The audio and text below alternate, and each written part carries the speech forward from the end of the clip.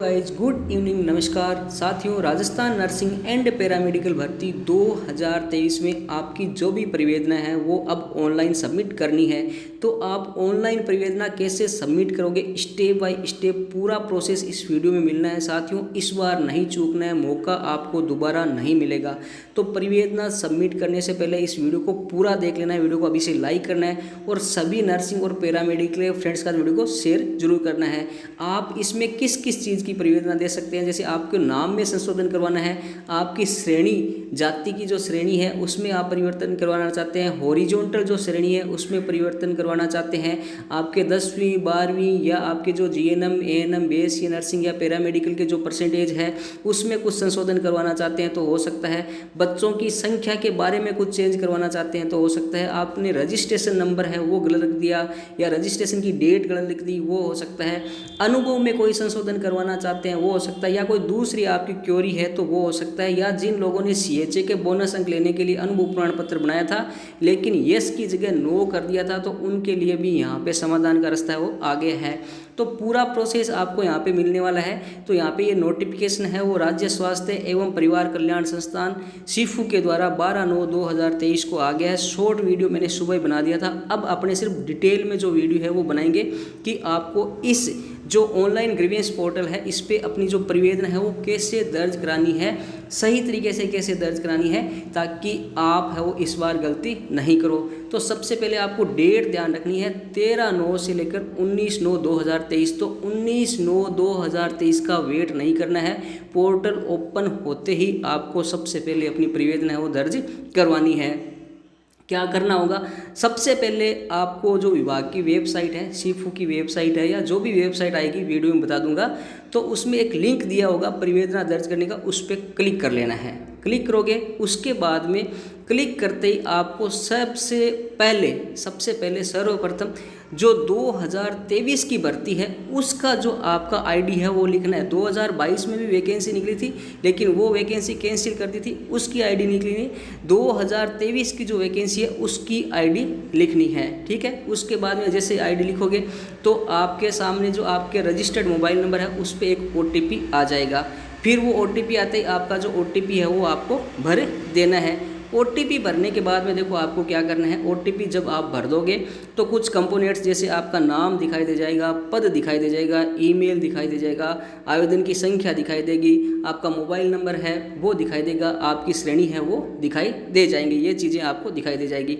अब मान लो आपकी जानकारी में कोई भी त्रुटि है, जैसे आपकी श्रेणी गलत है तो क्या करना है, आपको एक एप्लीकेशन लिखना है। कोई भी त्रुटि है, श्रेणी गलत हो चाहे कुछ भी गलत हो तो आपको एक एप्लीकेशन लिखनी है।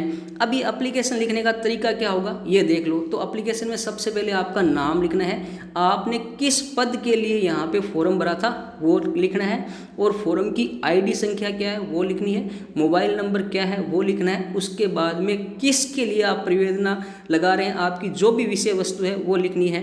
एक विषय वस्तु है हो सकती है या दूसरी भी हो सकती है, जैसे आपको नाम में चेंज करवाना है तो आपको एप्लीकेशन में लिखना है कि मैंने ये नाम गलती से लिख दिया था और ये मेरा सही नाम है वो है, ये सारी चीज़ें रख देनी है। श्रेणी में परिवर्तन है तो वो भी आप लिख देते, मतलब एप्लीकेशन की विषय वस्तु में ये लिखे हॉरिजॉन्टल श्रेणी में परिवर्तन करना है वो लिख दे। 10वीं या 12वीं की अंक तालिका अंकों में कुछ चेंज है, गलत लिख दिए थे वो चेंज कर ले। इंटरशिप के नंबर जोड़ने हैं घटाने हैं वो लिख दो। व्यावसायिक योग्यता एएनएम जीएनएम बीएससी नर्सिंग या टेक्नोलॉजी फार्मासिस्ट का जो भी नंबर है उसमें कुछ चेंज करना है वो लिख सकते हैं। बच्चों की संख्या में कुछ चेंज है उसके बारे में लिख दो। रजिस्ट्रेशन के क्रमांक या रजिस्ट्रेशन की डेट में कुछ चेंज करना है वो लिख दो। अनुभव में कुछ चेंज करना है वो लिख दो, या अन्य आपकी कोई भी डिटेल है तो वो लिख दो। इस तरीके से आपको एप्लीकेशन लिखनी है। ये एप्लीकेशन आप लिखोगे ना, इस एप्लीकेशन को आप अपलोड भी करना है, आगे देख लेते हैं। उसके बाद में क्या है, विषय वस्तु से संबंधित विवरण उस पर भर देना। एक तो एप्लीकेशन लिख के पेज पे वो रख लेनी है, उसमें ये चीज़ें लिख लेनी है। सबसे पहले आपका नाम, आवेदन पत्र का नाम, आईडी संख्या, मोबाइल नंबर और उसके बाद में विषय वस्तु लिख लेनी है। उसके बाद में जो ग्रीवेंस है उस पर आपकी सारी की सारी चीज़ लिखनी है कि इस तरीके से मेरे ये सुधार करना है। उसके बाद में आपको प्रार्थना पत्र और दस्तावेज, जो प्रार्थना पत्र आपने लिखा है कागज़ पे उसको आपको अपलोड करना है। और आपने जो भी करेक्शन करवाए उसके लिए आपके पास डॉक्यूमेंट क्या है, कुछ तो आप डॉक्यूमेंट दोगे ना, वो डॉक्यूमेंट को अपलोड करने के लिए एड अपलोड सेक्शन पर जाना है और आपको डॉक्यूमेंट है वो अपलोड करना है।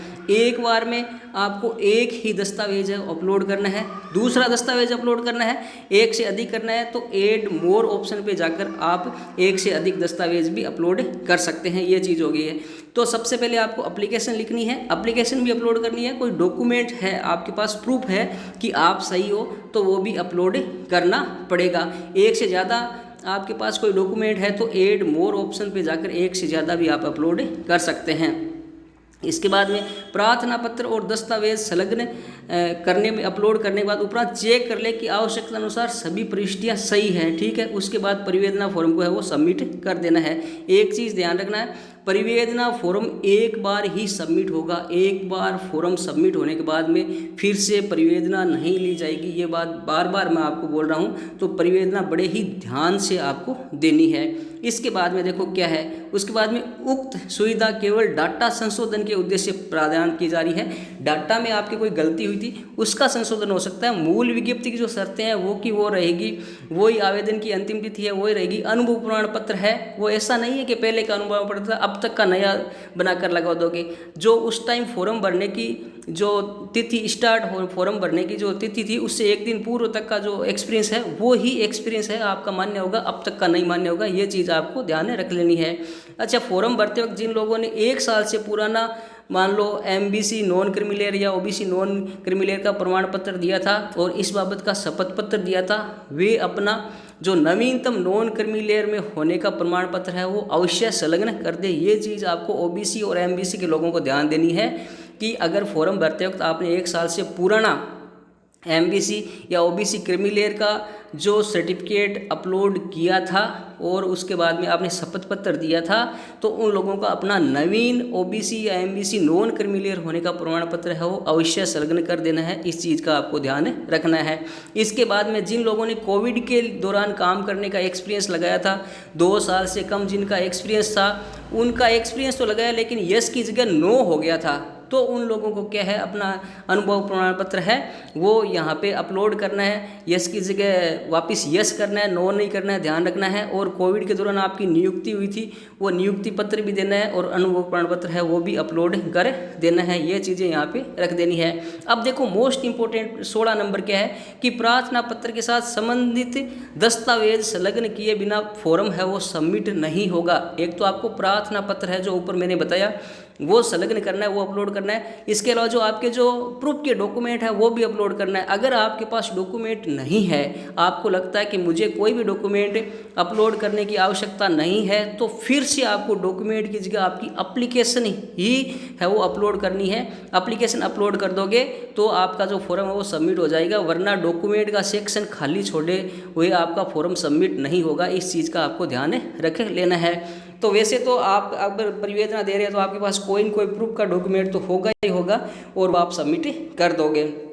ये चीज़ें ध्यान रखें। अब अभ्यर्थियों को हिदायत दी जा रही है कि ये लास्ट बार मौका दिया जा रहा है, आगे मौका नहीं दिया जाएगा, तो समय का है वो भली भांति सदुपयोग करना है और स्वयं की उपस्थिति में परिवेदना करें, किसी अन्य के भरोसे न रहें। इस चीज़ का विशेष ध्यान रख लेना है।